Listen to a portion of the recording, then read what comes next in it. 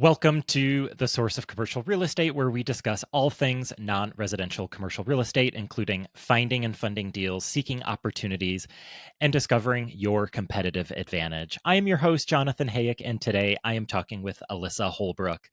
Alyssa is a high-performance coach for real estate investors. As a master certified coach, she leads clients to expand their mindset, helping them avoid potential setbacks and become more resilient, resourceful, and successful. She draws on 12 years of experience as a real estate agent and broker and 19 years of investing in residential, multifamily, and commercial properties to deliver powerful results to her clients.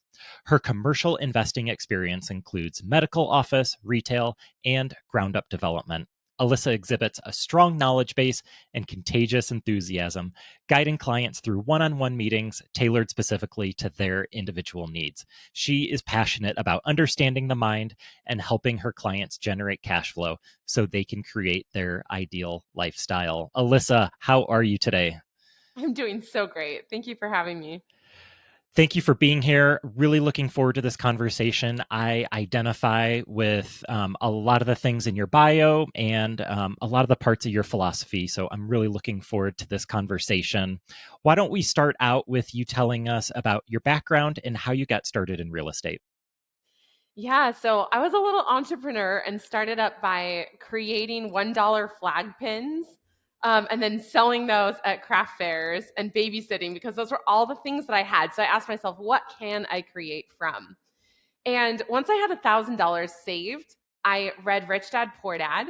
And I came to my parents and I said, I would like to buy some real estate, please. And instead of turning me away, they were like, let's see what she can do.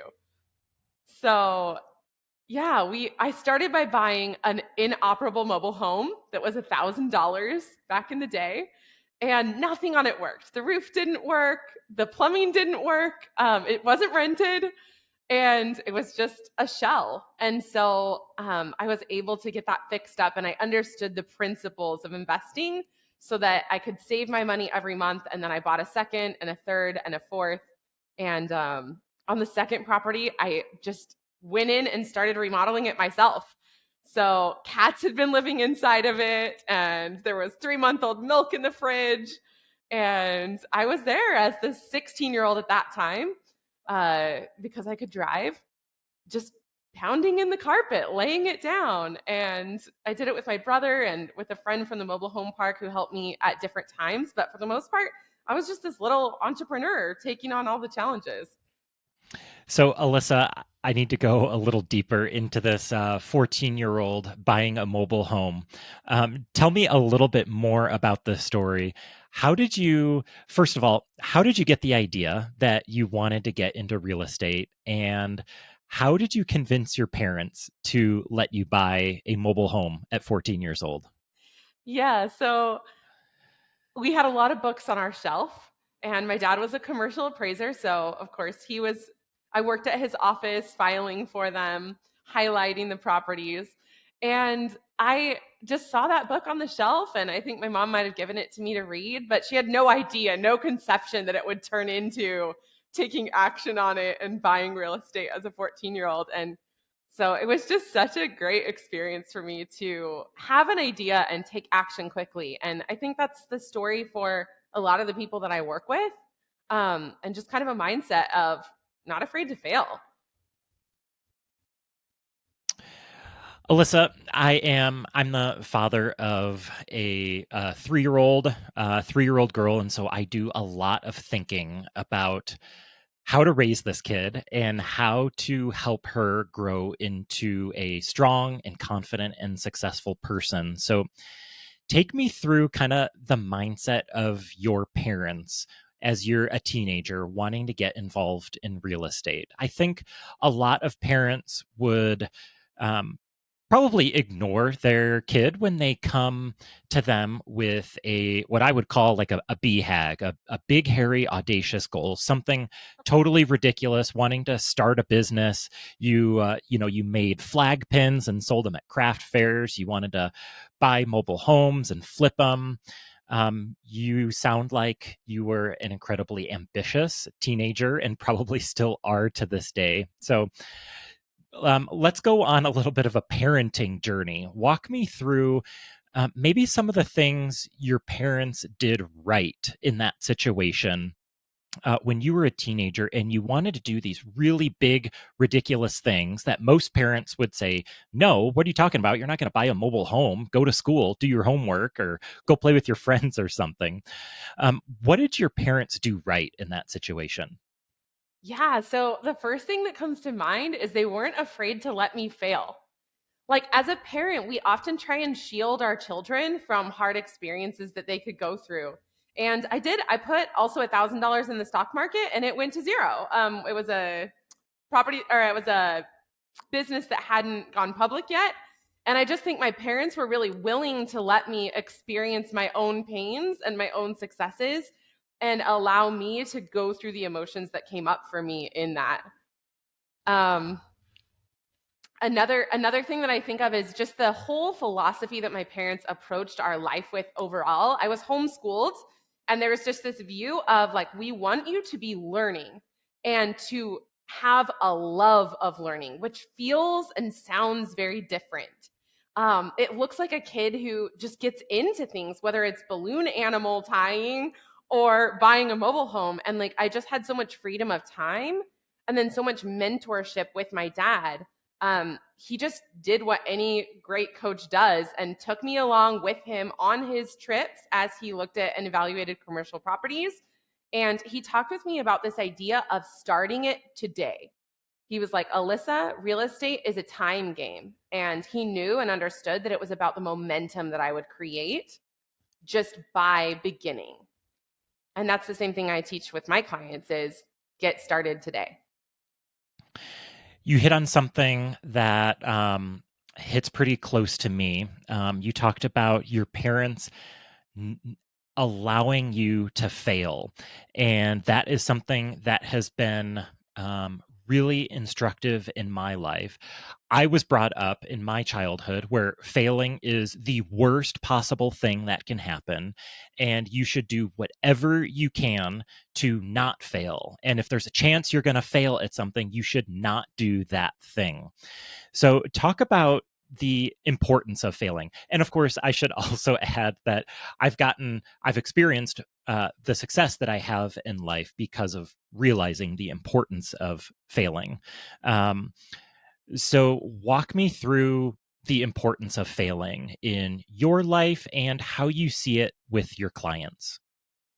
Yeah, so it's interesting because in this traditional setting, especially with school, we are taught like that we need to get A's and we need to be successful. And really, from an entrepreneurial standpoint, it's about the worst mindset that you could have because entrepreneurship is created and success is created when we take action on things that we're not totally sure about. Like we make our best guess, and then we are willing to feel all the uncomfortable emotions that come along with that for us. And for me, the stronger and the faster that I can say yes to all those experiences that are outside of my comfort zone has brought more and more and more success in my business. And so I see that this capacity for me to experience uncomfortable emotion and say yes and be all in and have my own back, meaning how I talk to myself afterwards is never, that was so stupid, you should have done better, that you could have prepared more. It just sounds like you gave it your all with everything that you had, and that was the exact experience that you need to have the next experience. And so that's how it works for me. And then also for my clients, in them being willing to make offers, take action, and sort of be willing to be in it to just figure it out and have faith in themselves being able to come to the solution in the moment. It takes a lot of trust in yourself to be willing to fail. Let's talk about having that trust in yourself. Talk to the type A's out there who, when starting a new venture, whether it's buying a first duplex, buying an industrial property, buying a retail strip center, being a limited partner, developing something from the ground up, the type A's want to know how the story ends before they even begin it. They want to know all of the steps along the way, and they want to know all the things that are going to come up as obstacles and how you're going to overcome them. And we know that as people that have had success in real estate, that it's just not how it works. If you're in the W-2 world or you're going to get a master's or something like that, you can anticipate some of those obstacles and this is how I'm going to overcome it. But in the real estate world and entrepreneurial world, that's not how it works. So talk to people who struggle with taking that first step when they're thinking 5 or 6 steps down the road and they don't know how to solve the fifth or sixth step. And so they don't take the first step. Yeah, this is very common. And first of all, I do want to say that you can, on purpose, look at the obstacles, all the obstacles that you can anticipate, and come up with strategies to overcome them. And that can actually become your path to real estate investing and along the way. But the problem with that is when it gets in your way, when it means that you don't take the first step. And so, in order to take my clients to the next level, the main type of coaching we do is looking at a property and just asking, how does this work for you? What number does work for you? And then viewing an offer as a handshake. Because if you give yourself an out in that, right, you have all that due diligence time to figure everything out. And so you're able to just have faith in yourself to figure it out along the way and not get stuck in that analyzing and decision making process that so often holds us back. Let's talk about that, having faith in yourself. I think for a lot of people that have maybe worked W-2 jobs and have gone a more conventional path, things have sort of been laid out for them. Not that these people don't take things on themselves, but a lot of times in a W-2 job, you show up and you're kind of told what to do. Your boss gives you projects, you're told what to do. Whereas in the entrepreneurial world, it's sort of like it is what you make of it. So tell me about people that have trouble taking that first action. I'm sure you've heard tons of excuses. What sorts of things are standing in people's way in terms of either mindset or actual physical barriers? What is typically standing in people's way to get started in real estate? Yeah, so a lot of the time people are beginning to analyze deals just because they love to get on Crexy or, they probably don't have access to CoStar yet, but loving to look at Zillow and Crexy and LoopNet. And they don't have a clear strategy and a high level goal of here's where I am and here's where I want to go. And this is exactly the type of property that will get me there and the strategy for improving the property that will get you there. And so they might just switch between different markets and different types of properties. And without that direction and like, this is a decision that I'm making. I will look in Hartford, Connecticut, and that is my market. Without taking those along the way and then reminding themselves that they've made the decision, I just see a lot of floundering or a lot of discouragement that eventually sets in after however long their tolerance is of being unclear. Let's talk about developing a strategy. I really connect with this idea, especially in commercial real estate, because there are so many properties out there. There are so many markets. And if you're open to everything, it's so hard to make a decision.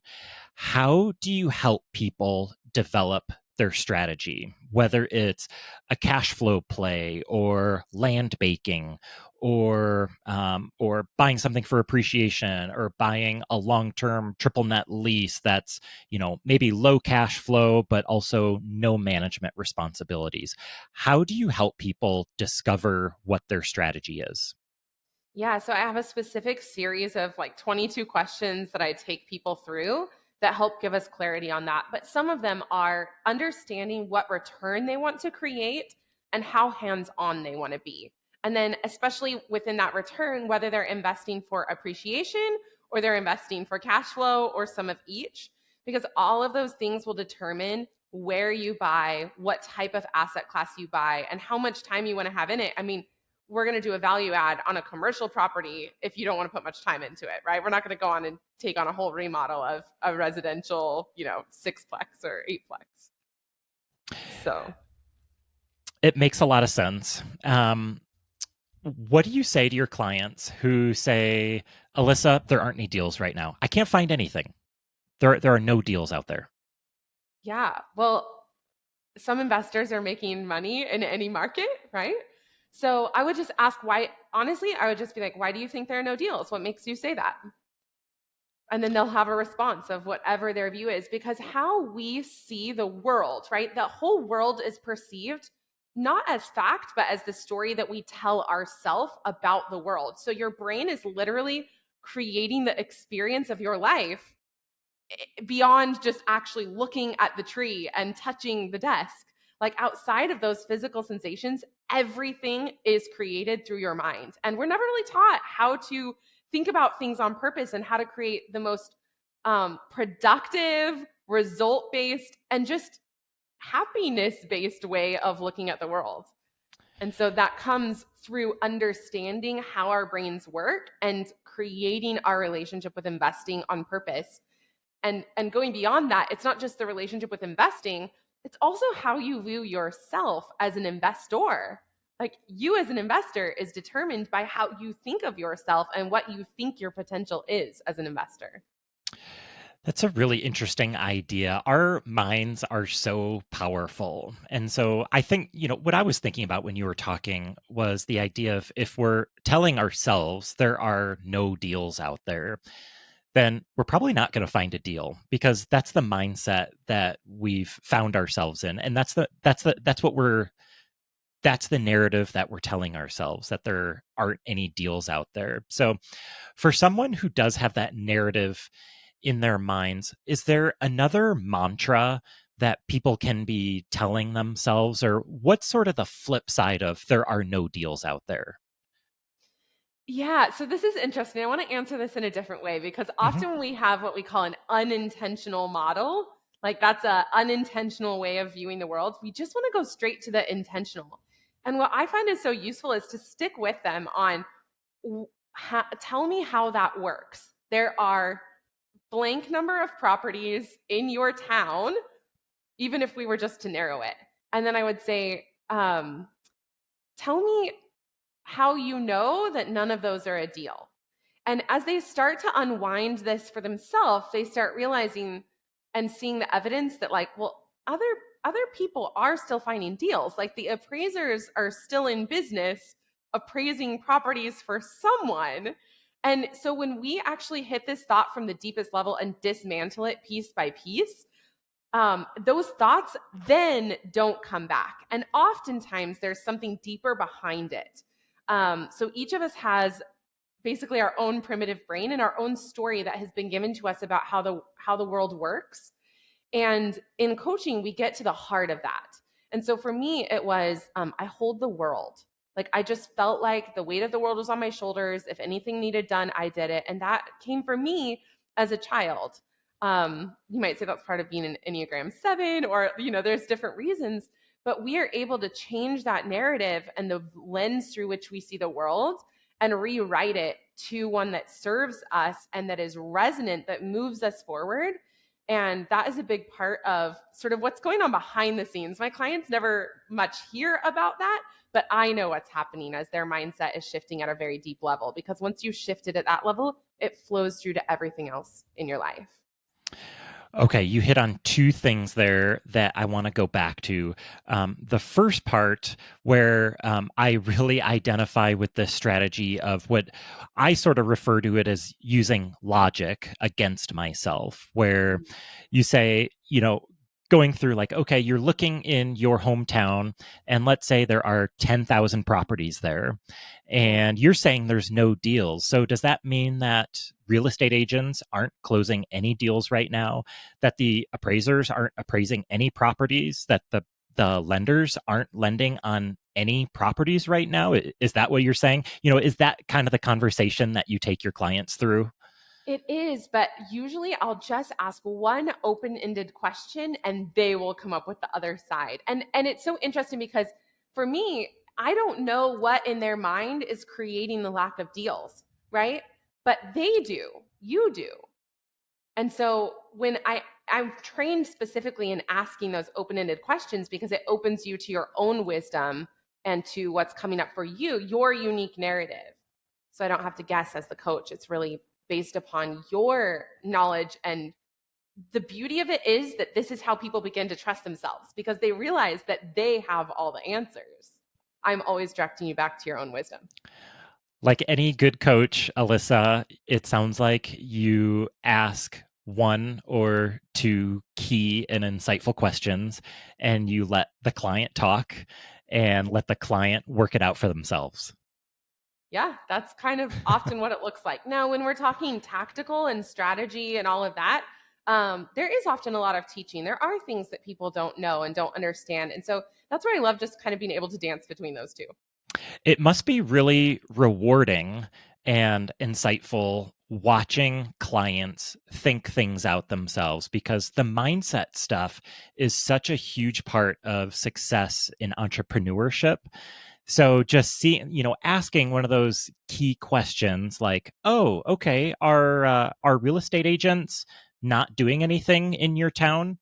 And then sort of seeing them like, oh, well, I mean, I guess they're closing deals. And then you can sort of see them go to point A to point B to point C. That must be really rewarding to watch people go through that. It is so rewarding, yes. I will say I leave every day just having sat down for all my sessions. I am just so energized and so in gratitude to be able to work with people. I think it's so fun to watch them. Like I've already done the investing. I know that I can do that. And so at some point it didn't have as much pull for me in terms of a full time. And just watching other people succeed and make their dream of owning real estate or owning it at the next level happen is so rewarding.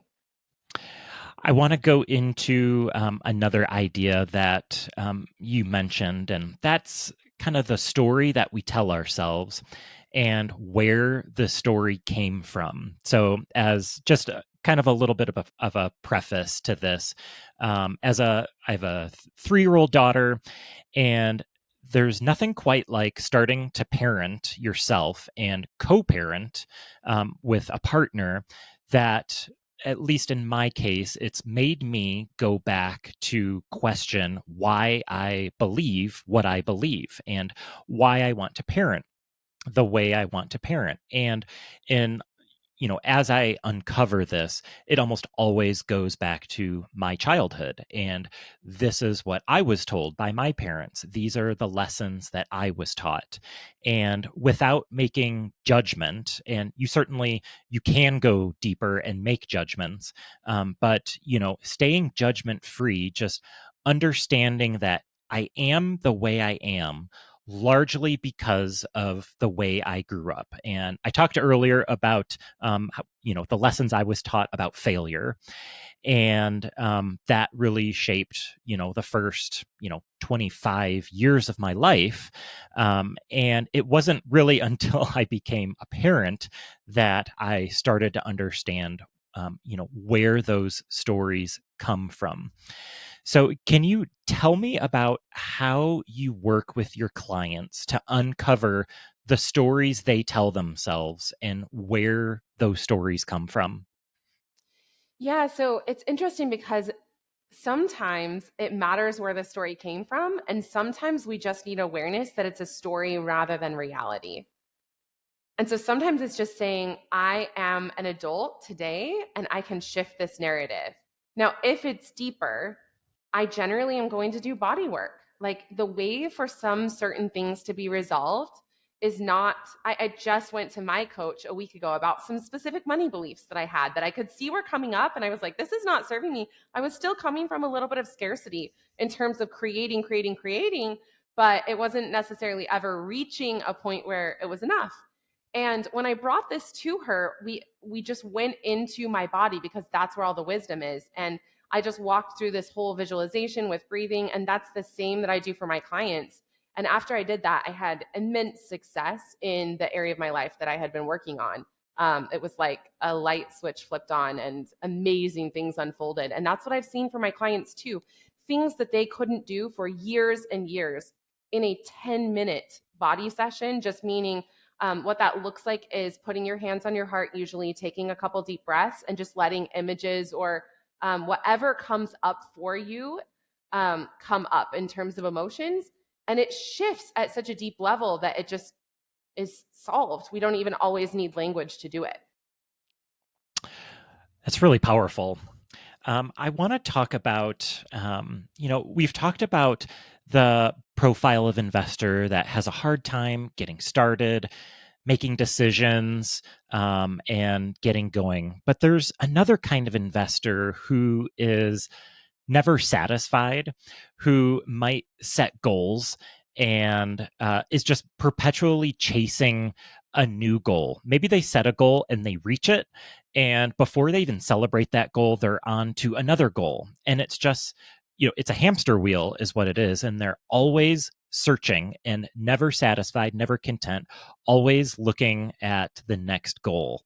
How do you work with this type of client? Yeah, so some of it is making peace with that experience, that seeing it as I have had this experience over and over, but there's sort of a mirage of making it. And so one of my clients actually had created $30 million in his business that year. And it was interesting to hear him reflect on, I actually thought that when I made the money, things would be different. And another one of my clients, he had set a huge income goal for him to create. And when he did that, he actually felt the lowest he ever had in his life. I'll just leave it at that. And so when we really come to peace with making it doesn't mean that anything changes, right? Our thoughts and our feelings and those emotions don't actually shift based on an external circumstance, a fact of our life. It's our thoughts and feelings about it. And so we address those ahead of time by just figuring out how they want to rest and when they want to rest. And if that's uncomfortable, actually taking time to do it with the belief that they can continue moving toward their goal even faster as they incorporate that rest. So I would say wanting to rest is actually something that almost every single client I've coached has come to me with as a goal, because I tend to coach such high achievers. With high achievers, there's always this tension. And so let's talk more about rest. How do you get someone to rest? Because there's this tension of, I know I should rest. I probably should take a vacation. I should spend more time with my kids. I should get more sleep at night. But I've got to get this next deal. I've got to get this next contract. I have to keep selling. I have to buy more deals. How does someone overcome that tension and understand, hey, it's okay to do nothing? Yeah. A lot of it is understanding and asking, like, why is it a problem for you not to be resting? And for some people, they actually just need to make peace with that they enjoy thinking about work outside of work hours. And that just removing the judgment of it helps them be at peace. So one of my friends, Corinne, she's making, I think, 30 million in her business this year. It might be closer to 50. But like, she enjoys thinking about work outside of work hours. And she just doesn't make, there's a difference between making that a problem and being at peace with it. And then another thing that we do is we actually look at time, and I have a specific, um, I don't want to call it time management because it's completely reshaping how you see time. But when you know when each task will get done and you fit work into work, then you can actually rest when you're not at work, because your mind knows that every task that it's bringing to you is scheduled and planned for, and you know when it will happen. So that can bring a lot of mental ease. Now, you could do it without the calendar by just telling yourself the thought, I will get this done when it needs to be done. So for me personally, that looked like staying up at night thinking about my business rather than sleeping.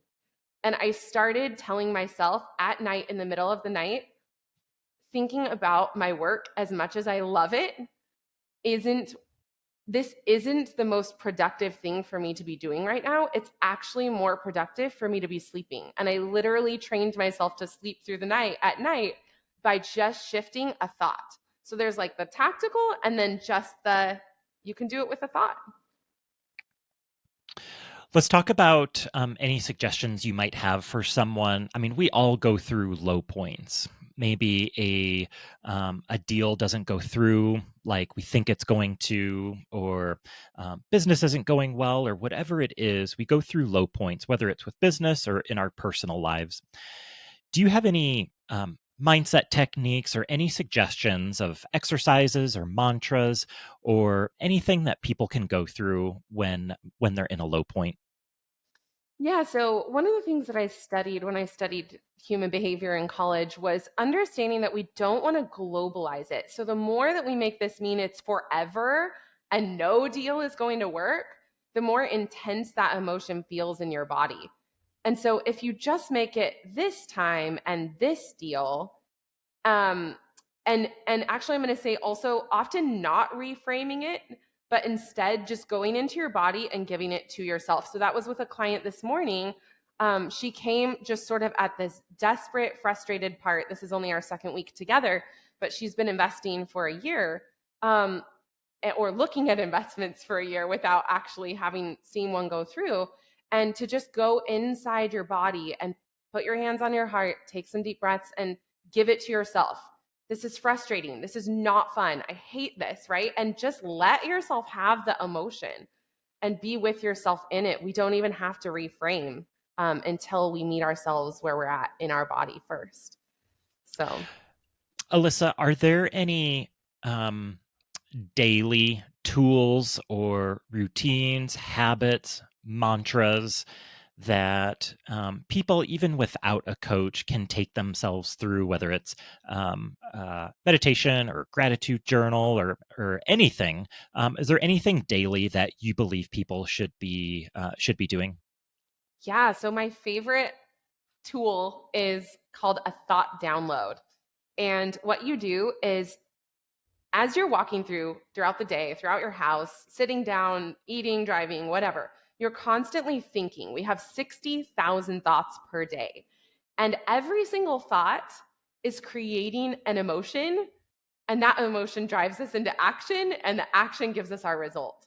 And by definition, if you want to go from where you are to the next level, you will want to change that thinking. It needs to be different thinking at owning a $10 million portfolio than a $5 million portfolio.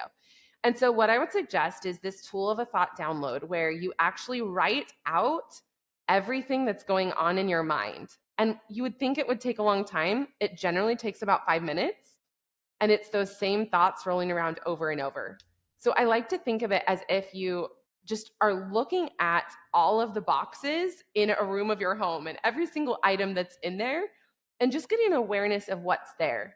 So the key is that after you write it out, you'll want to look at it as the witness or as the observer, almost as if you were a character in a movie. So after I write it out, I look at it as if there's this girl who is in her life and she is thinking these thoughts. And I wonder if I could predict what those thoughts are creating for her inside of her body. Is she feeling excited and motivated and committed? Or is she feeling disheveled? Is she feeling, right? And you start to develop this way of looking at yourself almost from an outside perspective. And what that does is it brings awareness. And that is the key. So in coaching, I'm not trying to help you make anything better. We are really just bringing awareness so that you can choose what you think and how you create your life and your results on purpose. So that's the skill. Alyssa, let's talk about your coaching business. So tell me about your coaching business and who is coaching right for. Coaching is right for me, for my clients. Coaching is right for people who are very committed to making things happen. So, in the coaching day to day, this looks very action focused and often breaking down tasks into a very granular level and then being willing to take action on those. And I think often we are concerned that we won't take action on things at the level that we want. That can actually prevent people from getting into coaching. But even just making a few steps every single week has huge results over a long period of time. It's more about keeping yourself consistent and especially mitigating the mind drama that you have along the way, because it can prevent us from taking the action that we need to take. So, like, I was coaching a client who sort of accidentally promised this parcel of land that he was selling to two different investors, two different builders. And it really distracted him from his work all day because he was like, I didn't mean to do that. Like, I felt guilty about it. I I just didn't intend to create this situation, and I wonder what they perceive of me or what they would think of me. And he didn't want to lose the deal. And so you can see how being in your head in that way is going to prevent the progress. And so we were able to coach through that, and he was able to navigate it in a way that made the deal just go very smoothly. Alyssa, I think when I think of coaching, my mind often goes to athletics. And in sports, we often hear about athletes that are not coachable. Is there a profile or a mindset or an attitude of an investor who is not right for coaching? Do you ever have interviews or conversations with people, and you have to tell them, or you think to yourself, coaching is not right for you? Who is coaching not right for? Yeah, that's such a great question. Yes. A lot of it has to do with the amount of capital that you have. If you don't have a significant amount, and I should quantify that. Like, my minimum is 30,000, ideal is 50 plus that we can begin working with.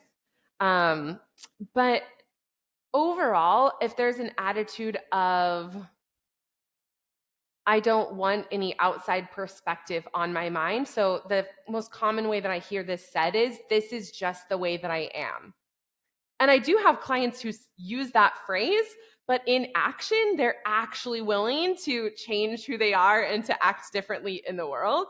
It's the people who just believe, this is how I was born, this is how I have been, and how I will always be. My coaching is not a correct fit for those people. Alyssa, we are getting towards the tail end of our conversation. I just have a couple more questions. So, the first one is, tell me something from your past. You've experienced a ton of success, but there has to have been some hard moments. So, tell me about either a bad deal, a mistake, or an important learning that you've had from your past that has shaped your business today.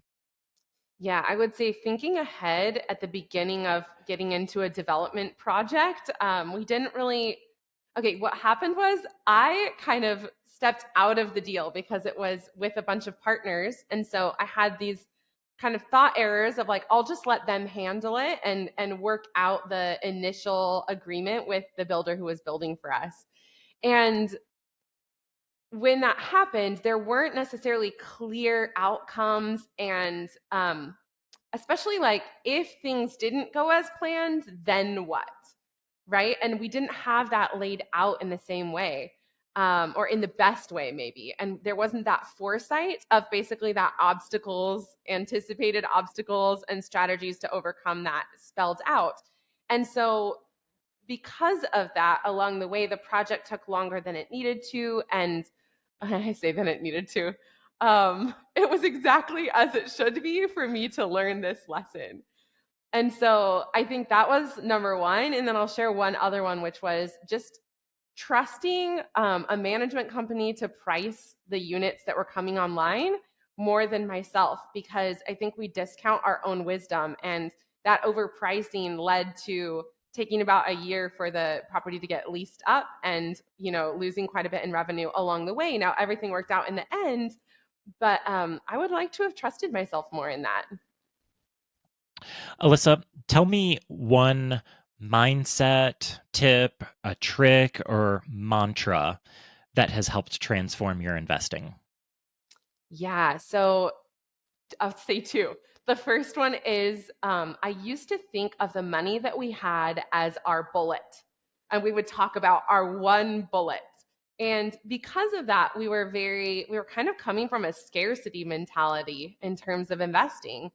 And when that narrative shifted to, there are so many opportunities, and whenever I find a good deal, I'll always be able to source the funding that I need. And for us, that's been just within ourselves. Like our properties have appreciated enough to fund the next one, so that we've used no outside funding of any kind in order to grow our real estate portfolio. So that's the first one, is letting go of the scarcity of the money that you have and how hard you've worked for it. The second one is literally a phrase just like you were asking for. There is no right decision, just the decision I make right.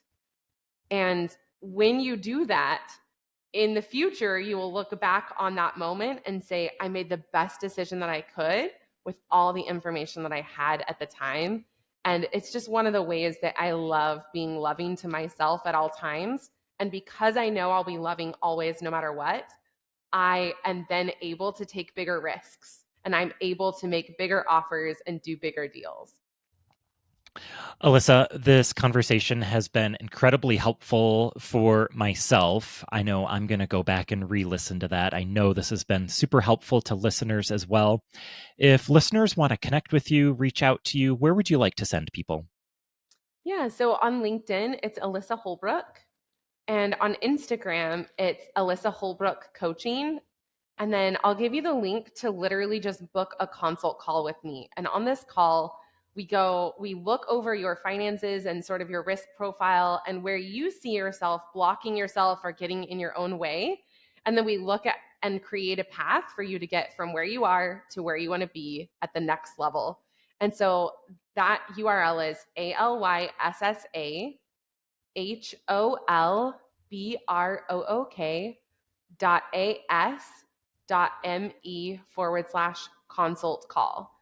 So that is just a place that I offer a 1 hour free consultation to look over everything that's going on in your investing life and what you want to create, and see if we're a good fit. Awesome. All of those links will be in the show notes. Hey, free 1 hour coaching call. Hard to beat that. Alyssa, thank you for your generosity of time, sharing your wisdom and expertise today. Thank you so much for being here. Thank you so much for having me, Jonathan. Listeners, I hope you found value in today's conversation. If so, be sure to hit subscribe wherever you're listening to this or watching this. Please reach out to either one of us if you'd like to connect. We would love to talk with you. Listeners, I appreciate you. Until next time, take care.